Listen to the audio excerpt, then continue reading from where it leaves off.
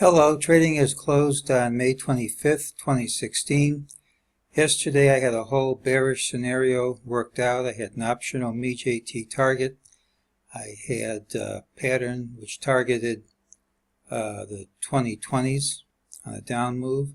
I said I'd even accept 2 or 3 points higher than this high. I said anything higher than that would be a failure, and the only thing that really would kill it was my standard trading rule that having a sharp gap in the undesired direction kills the call before the open. That's what happened. During the day we hit a MEJT target which had failed on April 28th. The market never forgets these numbers, and that proved to be strong resistance throughout the day. During the day we had a signal that ultimately higher prices would print. We had another target here also. We hit that target. We hit this target. That was the minimum from the ultimate. We typically get over the minimum when we hit this here.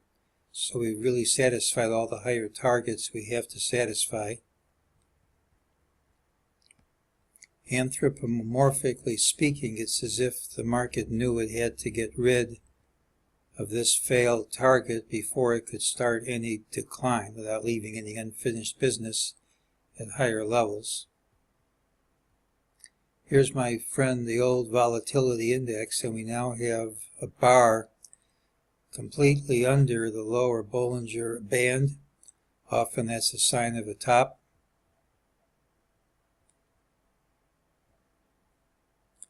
Here's a delightful chart. Here's our 2093.69 MEJT target. You connect this high, and boom, there's today's high.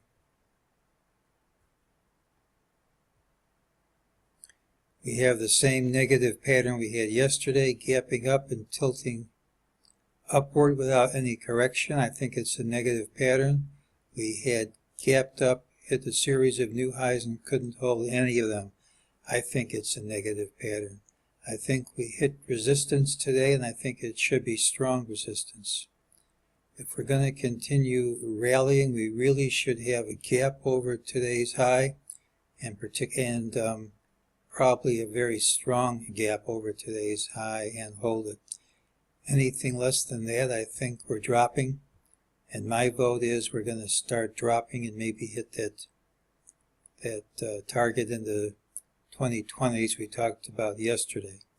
As always, if I'm wrong, it should be obvious by the open, by gapping up sharply, but I think there's enough resistance here, enough failure at resistance, and enough of a strong sentiment indicator with maximum complacency, and the down move should begin.